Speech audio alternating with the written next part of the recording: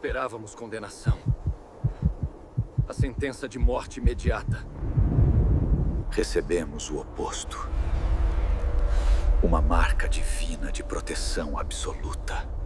Por que Deus protegeu o primeiro assassino da história? O que significava a marca? Por que ela causava tanto pavor? Não era prêmio. Era um freio divino para parar o ciclo de sangue. Esse julgamento revela um lado de Deus que muitos ignoram.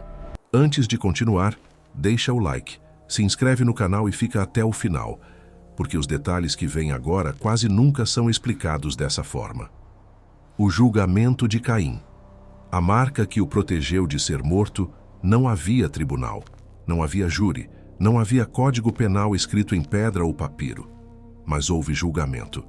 O primeiro da história humana aconteceu num campo aberto, com o corpo de um homem ainda caído no chão e o sangue dele clamando desde a terra. O réu era o primogênito da humanidade. A testemunha era o próprio Deus, e a sentença, que viria dali, não incluía execução, prisão ou morte.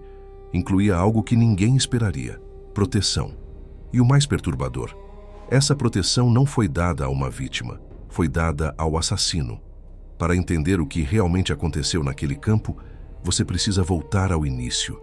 Não ao início do crime, mas ao início de tudo. Adão e Eva haviam sido expulsos do Éden poucos anos antes. O jardim perfeito ficou para trás, guardado por querubins com espadas flamejantes que giravam em todas as direções. Ninguém jamais voltaria a entrar. O casal agora vivia do lado de fora, numa terra que exigia suor para produzir qualquer coisa, que brotava espinhos onde deveria brotar trigo, que cobrava de cada ser humano o preço brutal da sobrevivência. Foi nesse cenário, fora do paraíso, que nasceu o primeiro filho da história humana. Eva o chamou de Caim. O nome significa algo como adquirido ou produzido. E quando ele nasceu, Eva disse palavras carregadas de esperança. Adquiri um homem com o auxílio do Senhor. Pensa no peso dessa frase. Depois de perder o Éden, depois de ouvir que a terra seria maldita por causa deles, depois de saber que a morte agora fazia parte da existência, Eva segura seu primeiro filho e vê nele um sinal de que Deus ainda está presente, ainda está ajudando, ainda está construindo algo. Ela não sabia que esse filho se tornaria o primeiro assassino da história. Depois de Caim veio Abel, o segundo filho. O nome dele em hebraico é Hevel, que significa vapor, sopro, algo que aparece e desaparece. Alguns estudiosos acreditam que o nome indicava fragilidade desde o nascimento. Outros acham que foi um nome dado retrospectivamente, depois que a tragédia aconteceu, como forma de marcar a brevidade da vida dele. De qualquer forma, a própria identidade de Abel já carregava um presságio. Ele seria passageiro. 2 irmãos cresceram juntos naquele mundo pós-Éden, 2 filhos dos mesmos pais, 2 crianças que aprenderam a andar na mesma terra, que ouviram as mesmas histórias sobre o jardim perdido, que conheceram o mesmo Deus através dos relatos de Adão e Eva. Por um tempo, tudo parecia funcionar. Cada um encontrou sua vocação. Cada um seguiu seu caminho. Caim se tornou lavrador da terra. Ele aprendeu a cavar, a plantar, a esperar as estações, a colher o que a terra oferecia. Seu trabalho era sujo, lento, completamente dependente de fatores que ele não controlava. Chuva demais destruía, chuva de menos secava. Pragas podiam devorar uma plantação inteira em dias. Ser agricultor naquela época exigia paciência, força e uma relação íntima com o solo. Abel escolheu outro caminho. Ele se tornou pastor de ovelhas. Conduzia rebanhos pelos pastos, conhecia cada animal pelo comportamento, protegia as crias dos predadores, vivia no ritmo dos campos verdes e das águas tranquilas. Seu trabalho também era duro, mas de uma forma diferente. Menos dependente do solo, mais dependente do movimento. Não havia nada de errado em nenhuma das profissões. A terra precisava ser cultivada. Os rebanhos precisavam de pastores. As 2 atividades eram dignas, necessárias, abençoadas. O conflito entre os irmãos não nasceu no campo de trabalho, nasceu no altar. O texto de Gênesis 4 diz que, ao cabo de dias, Caim trouxe do fruto da terra uma oferta ao Senhor. Abel também trouxe. Os dois irmãos lado a lado, diante de algum tipo de altar primitivo, apresentando ao Criador o resultado do próprio trabalho. Parece um momento bonito. Dois filhos honrando a Deus, duas ofertas subindo como expressão de gratidão. Mas aqui aparece uma diferença que muita gente deixa passar. Uma diferença que mudaria tudo. O texto descreve a oferta de Abel com detalhes. Ele ofereceu dos primogênitos das suas ovelhas e da gordura delas, primogênitos, a primeira cria, o animal mais valioso, e a gordura, que na cultura antiga representava a porção mais rica, mais preciosa. A oferta de Caim? O texto apenas diz que ele trouxe do fruto da terra. Não menciona se eram os primeiros frutos. Não menciona se era o melhor da colheita. Não qualifica. A diferença não está no tipo de oferta, está na qualidade da entrega. Abel deu o melhor. Caim deu algo. E Deus viu. O Senhor atentou para Abel e para a oferta dele. Mas para Caim e para a oferta de Caim não atentou. O texto não explica como isso se manifestou visivelmente. Fogo descendo do céu sobre uma oferta e não sobre a outra, um sinal sobrenatural. O silêncio divino simplesmente pesando no ar. A Escritura não detalha, e essa omissão é proposital. O que importa é que Caim percebeu. Ele soube que sua oferta foi rejeitada, e essa percepção detonou algo dentro dele. O rosto de Caim descaiu. A expressão original hebraica é intensa. Não era tristeza comum, era um fechamento, uma escuridão tomando conta da face. Um endurecimento que qualquer pessoa conseguiria perceber só de olhar. Algo estava se formando dentro de Caim, algo perigoso. E é exatamente neste momento que acontece algo que muda completamente o peso moral de tudo que viria depois. Deus intervém, antes do crime, antes da violência, antes do sangue. Deus olha para Caim e faz uma pergunta seguida de um aviso que deveria ter mudado tudo. Por que te iraste? Por que descaiu o teu semblante? Se bem fizeres, não haverá aceitação para ti. E se não fizeres bem, o pecado jaz à porta, e para ti será o seu desejo, e sobre ele dominarás. Você consegue dimensionar a gravidade dessas palavras? Deus está dizendo a Caim que ainda há caminho aberto, que a aceitação ainda é possível, que a oferta rejeitada não é o fim da história. Mas Deus também está alertando sobre um perigo real e presente. O pecado está à porta, como um animal selvagem esperando o momento de atacar. E mais, Deus diz que Caim tem capacidade de dominar. A escolha é dele. O controle é dele. Ele não é vítima de forças incontroláveis. Ele é um homem livre, advertido e responsável. Esse aviso é crucial para entender o julgamento que viria. Caim não matou por impulso cego. Ele não foi surpreendido por uma emoção que nunca viu chegando. Ele foi avisado. Ele foi alertado. Ele sabia o que estava crescendo dentro dele. E mesmo assim, escolheu alimentar. Mas Caim não ouviu. O versículo seguinte é de uma frieza brutal. Poucas palavras. Nenhum detalhe extra, nenhuma explicação dos motivos, nenhuma descrição do método, apenas fatos secos como ossos no deserto. Caim falou com Abel, seu irmão. E aconteceu que, estando eles no campo, Caim se levantou contra Abel e o matou. Silêncio. O texto não registra o que Caim disse ao irmão para levá-lo ao campo. Não sabemos se foi um convite casual para ver a plantação, uma desculpa qualquer sobre precisar de ajuda, ou se Abel simplesmente confiou e seguiu sem questionar. Afinal, era seu irmão mais velho. Por que suspeitaria? Não há descrição de luta, de resistência, de últimas palavras. Não sabemos se Abel entendeu o que estava acontecendo antes de morrer. Sabemos apenas que Caim se levantou contra ele. E que Abel caiu. O primeiro sangue humano derramado tocou a terra. E aqui acontece algo extraordinário. Algo que revela uma dimensão da realidade que os seres humanos daquela época talvez nem imaginassem. O sangue de Abel não ficou em silêncio. Ele começou a clamar, não uma voz audível para ouvidos humanos. mas uma voz que alcançava Deus. A terra que Caim tanto amava e cultivava, agora guardava dentro de si o testemunho do crime. O solo se tornou arquivo vivo. O campo virou tribunal. E Deus ouviu cada gota. Então começa o julgamento. A primeira pergunta não é acusação, é oportunidade. Deus se aproxima de Caim e pergunta: onde está Abel, teu irmão? Deus não perguntou por que precisava de informação. Ele sabia exatamente onde Abel estava. Sabia o que tinha acontecido. Sabia cada detalhe. A pergunta era uma porta aberta para a confissão, uma chance de arrependimento, um convite para que Caim dissesse a verdade, reconhecesse o que fez, quebrasse diante do peso da própria culpa. Mas Caim escolheu outro caminho.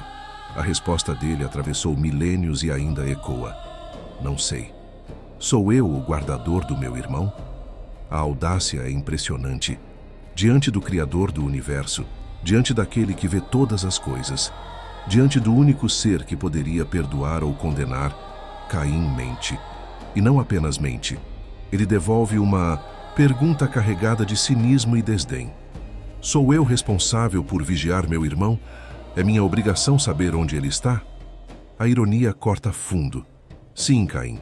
De certa forma, sim. Todo ser humano carrega algum nível de responsabilidade pelo outro, especialmente um irmão. Especialmente alguém que cresceu ao seu lado, mas Caim inverte tudo. Ele transforma dever em deboche, responsabilidade em piada. A resposta de Deus não vem com grito, vem com peso, com densidade, com a gravidade de quem está prestes a pronunciar palavras que mudariam a vida de um homem para sempre. Que fizeste? 2 palavras. Em hebraico, apenas uma. E nessa pergunta está contida toda a acusação. Deus não está pedindo explicação, está confrontando, está expondo, está tirando de Caim qualquer possibilidade de fuga. E então, vem a revelação que destrói qualquer defesa. A voz do sangue do teu irmão clama a mim desde a terra. Caim descobriu naquele momento que não existe crime perfeito diante de Deus. Não existe campo isolado o suficiente. Não existe silêncio profundo o bastante. O sangue fala, a terra ouve e Deus registra. Agora maldito és tu desde a terra, que abriu a sua boca para receber o sangue do teu irmão da tua mão. Quando lavrares o solo, não te dará mais a sua força. Fugitivo e errante serás na terra. Percebe a construção da sentença? A terra se torna agente da punição. A mesma terra que Caim conhecia intimamente, que ele arava, plantava, colhia. A mesma terra que definia sua identidade como lavrador. Essa terra agora estava contra ele. Ela havia recebido o sangue de Abel. Ela se tornou testemunha. E ela não cooperaria mais. A punição é tripla, e cada parte atinge Caim num lugar diferente. Primeiro ele perde a vocação. O trabalho que sabia fazer, que dava sentido à sua vida, que o conectava com o solo, esse trabalho se tornaria frustração permanente. A terra não responderia mais. Ele poderia cavar, plantar, suar, esperar. Nada viria. Ou viria tão pouco que não valeria o esforço. Segundo, ele perde o lugar. Não teria mais território. Não teria mais raiz. Não teria mais endereço. Seria fugitivo e errante. Vagando. Sempre se movendo. Nunca pertencendo. Terceiro, ele perde a paz interior. Carregaria para sempre o peso invisível do que fez. Cada nascer do sol lembraria que Abel não veria outro. Cada refeição lembraria que o irmão não comeria mais. A consciência se tornaria prisão. Mas não há pena de morte. Não há execução imediata. Não há justiça retributiva no sentido que esperaríamos. E é aqui que o julgamento toma um rumo que desafia toda expectativa humana de justiça. Um rumo que incomoda até hoje. Caim responde à sentença. E a resposta dele revela muito sobre seu estado interior. Ele não pede perdão. Não confessa arrependimento. Não demonstra remorso pelo irmão morto. Ele reclama: é grande demais a minha punição para suportá-la. Eis que hoje me lanças da face da terra, e da tua face me esconderei. Serei fugitivo e errante, na terra, e qualquer que me encontrar me matará. Você percebe o foco? Caim está preocupado consigo mesmo, com seu sofrimento, com sua vulnerabilidade. Ele entende que, sem a proteção de Deus, sem o abrigo da família original, qualquer pessoa que o encontrasse poderia matá-lo. O ciclo de violência estava prestes a começar, sangue por sangue, morte por morte. E então, Deus faz algo que parece contradizer toda a lógica de justiça retributiva. Algo que estudiosos debatem até hoje. Algo que incomoda profundamente quem espera que criminosos paguem de forma visível e imediata. Portanto, qualquer que matar a Caim 7 vezes será castigado. E pôs o Senhor um sinal em Caim para que o não ferisse de morte quem quer que o encontrasse. A marca de Caim. Provavelmente a marca mais mal compreendida de toda a história bíblica. O sinal mais debatido, o mistério mais persistente das primeiras páginas do Gênesis. Durante séculos, pessoas tentaram descobrir o que era esse sinal. Uma cicatriz na testa? Uma mudança na cor da pele? Algum brilho sobrenatural que afastava agressores? Chifres, como algumas tradições medievais absurdamente sugeriram? Tremedeira constante que denunciava a culpa? Cabelos que embranqueceram de uma hora para outra? O texto não descreve, não dá nenhum detalhe visual. E essa omissão é absolutamente proposital, porque a forma da marca não é o ponto. O ponto é a função. A marca não era punição adicional, era proteção. Deixa isso assentar por um momento. O primeiro assassino da história humana, o homem que matou o próprio irmão por inveja, o réu que mentiu na cara de Deus, recebe uma marca que impede outros de matá-lo. Deus, que acabou de pronunciar uma maldição severa, agora coloca um escudo sobre o culpado. Como isso faz sentido? Faz sentido quando você entende o que Deus estava evitando. Se Caim fosse morto por vingança, quem o matasse também se tornaria assassino. E então alguém da família de Caim poderia querer vingar a morte dele. E assim, um terceiro assassinato aconteceria, e um quarto, e um quinto. A humanidade, ainda nos seus primeiros passos com apenas algumas dezenas de pessoas no mundo, se afogaria em sangue antes mesmo de ter chance de se multiplicar. A marca de Caim é um freio, um limite, uma intervenção divina que diz: até aqui. A vingança não pertence ao homem. Nenhum ser humano tem autoridade para executar Caim. Essa autoridade permanece comigo. A marca não absolve. Ela não perdoa. Ela não restaura Abel à vida. Ela não apaga a culpa. Ela simplesmente impede que o mal se multiplique infinitamente. Ela contém o caos num momento em que o caos poderia ter destruído tudo. Existe algo profundamente desconfortável nessa decisão divina. A justiça humana quer conclusão.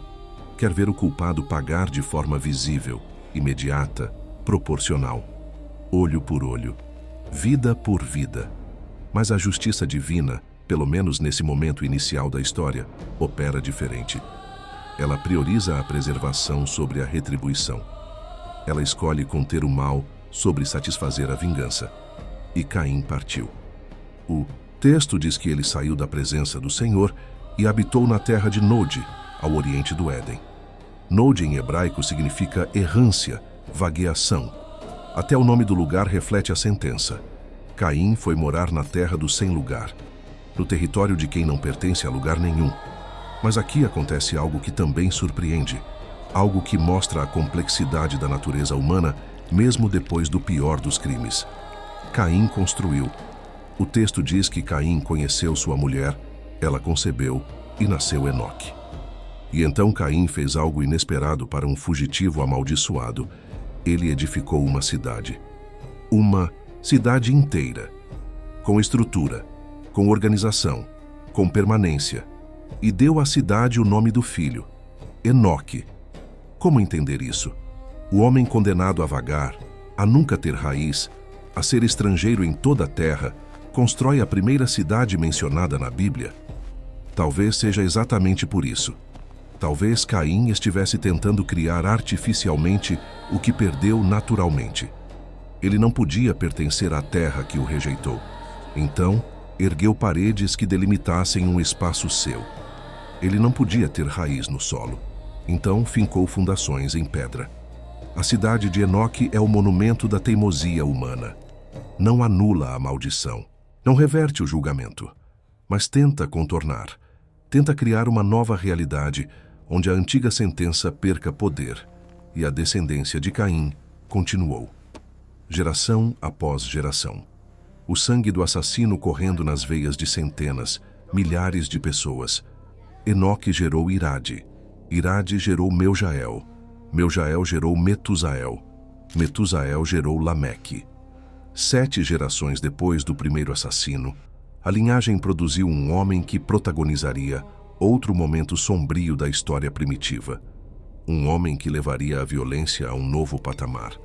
Lameque tomou para si 2 mulheres, Ada e Zilá.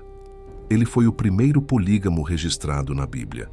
A primeira pessoa a quebrar o padrão original de um homem e uma mulher estabelecido no Éden. E os filhos que nasceram dessas uniões trouxeram avanços impressionantes para a civilização humana. Jabal se tornou o pai dos que habitam em tendas e criam gado, desenvolvendo o nomadismo pastoril como estilo de vida organizado. Jubal se tornou o pai de todos os que tocam harpa e flauta, o inventor da música instrumental, o homem que descobriu que sons organizados podiam expressar emoção. Tubal-Caim se tornou artífice de toda a obra de bronze e ferro, o primeiro metalúrgico da história, o homem que descobriu como transformar pedras em ferramentas, como moldar metais pelo fogo. A linhagem de Caim produziu pastores, músicos, engenheiros, produziu cultura, arte, tecnologia. O sangue do assassino original gerou construtores de civilização. Isso te incomoda? Deveria. A Bíblia não simplifica a realidade. Pessoas más podem produzir coisas úteis. Famílias quebradas podem gerar talentos extraordinários. O bem e o mal se misturam de formas que desafiam categorias simples. Mas Lameque produziu algo mais do que filhos talentosos. Ele compôs um cântico, uma espécie de poema que recitou para suas 2 esposas. E as palavras desse cântico revelam o quanto a violência havia se normalizado na linhagem de Caim. Ada e Zilá ouvi a minha voz. Mulheres de Lameque, escutai o meu dito. Matei um homem por me ferir, e um jovem por me pisar. Se Caim há de ser vingado 7 vezes, com certeza Lameque 70 vezes 7. Você consegue ver a escalada? Caim matou movido por inveja e rejeição religiosa. Foi um crime nascido de ferida espiritual. Lameque mata porque alguém o feriu, porque alguém o ofendeu. E ele não apenas mata, ele se vangloria. Ele transforma o assassinato em poesia. Ele canta sobre a própria violência como se fosse troféu. E, mais perturbador ainda, ele distorce a proteção divina. A marca de Caim que Deus colocou para impedir vingança, Lameque transforma em licença para matar. Se Deus protegeu Caim 7 vezes, então eu mereço proteção 70 vezes 7. A misericórdia foi sequestrada pelo orgulho. A contenção virou pretexto para a escalada. Esse é o perigo de mal interpretar graça. Quando alguém vê proteção divina não como limite ao mal, mas como permissão para o mal, o resultado é sempre degeneração. Caim foi protegido para que a humanidade sobrevivesse. Lameque leu essa proteção como carta branca para a violência ampliada. Mas a história não termina com a linhagem de Caim. O capítulo 4 de Gênesis se encerra com uma nota que muda tudo. Adão conheceu Eva novamente. Ela concebeu e deu à luz outro filho. Chamou-o de Sete, dizendo: Deus me concedeu outro filho em lugar de Abel, a quem Caim matou. Percebe o que Eva está dizendo? Ela reconhece a perda. Ela nomeia Abel. Ela admite o assassinato. Mas ela também vê em Sete uma continuidade, não uma substituição, porque nenhum filho substitui outro. Uma continuidade, uma nova chance, um novo ramo. E então vem o versículo que fecha o capítulo com esperança. Que a Sete também nasceu um filho, a quem chamou Enos. Então se começou a invocar o nome do Senhor, enquanto a linhagem de Caim se afastava cada vez mais de Deus, construindo cidades e forjando metais, mas também celebrando violência. A linhagem de Sete tomou outro rumo. Eles começaram a buscar, a orar, a invocar o nome do Senhor. É dessa linhagem que virá Enoque, aquele que andou com Deus e foi trasladado sem ver a morte. É dessa linhagem que virá Noé, o homem justo que construirá a arca e preservará a humanidade do dilúvio. É dessa linhagem que virá Abraão, o pai da fé. É dessa linhagem que virá Davi. É dessa linhagem que, gerações depois, nascerá Jesus. O julgamento de Caim não é um episódio isolado perdido nas primeiras páginas da Bíblia. Ele estabelece padrões que ecoam por toda a Escritura. A pergunta "onde está teu irmão?" ressoa em toda a lei que protege o vulnerável, o estrangeiro, o órfão, a viúva. A marca que impede vingança humana antecipa as cidades de refúgio estabelecidas em Números e Deuteronômio, lugares onde o homicida acidental poderia se abrigar até receber julgamento justo. Antecipa toda a estrutura de tribunais, testemunhas, processos. A ideia de que nenhum homem deve fazer justiça com as próprias mãos nasce ali, naquele campo manchado de sangue. E o sangue que clama da terra. Esse tema atravessa toda a Bíblia até encontrar sua resolução final em Hebreus capítulo 12, versículo 24. O autor diz que Jesus é mediador de uma nova aliança e que o sangue dele fala melhor do que o sangue de Abel. Fala melhor. Não mais alto, melhor. O sangue de Abel clamava por justiça, gritava por retribuição. Exigia que algo fosse feito contra o assassino. Era um grito legítimo, compreensível, até esperado. Sangue inocente derramado deveria provocar resposta. Mas o sangue de Jesus fala outra coisa. Ele fala perdão. Ele fala reconciliação. Ele fala que o ciclo pode ser quebrado não pela vingança, mas pela graça. Ele diz que existe um caminho onde o culpado não precisa apenas ser protegido temporariamente, mas pode ser transformado permanentemente. Há uma linha invisível que conecta aquele campo onde Abel caiu ao monte onde Jesus foi crucificado. Abel, o inocente, morto pelo próprio irmão. Jesus, o inocente, morto pelos seus próprios irmãos em humanidade. O sangue de Abel marcou a terra e clamou para cima. O sangue de Jesus caiu na terra e abriu caminho para baixo, para dentro do coração humano, oferecendo o que a marca de Caim nunca poderia oferecer. Não apenas proteção temporária, mas transformação permanente. Caim atravessou o resto dos seus dias carregando duas realidades que não deveriam coexistir: a culpa de ter derramado sangue inocente e a proteção que jamais mereceu. Ele construiu cidades, teve filhos, viu gerações nascerem do seu nome. O assassino não foi apagado da história. Ele se tornou parte dela. E talvez seja exatamente isso que perturba até hoje. O primeiro homicida da humanidade não recebeu morte imediata. Recebeu uma marca, não para ser caçado, mas para ser poupado.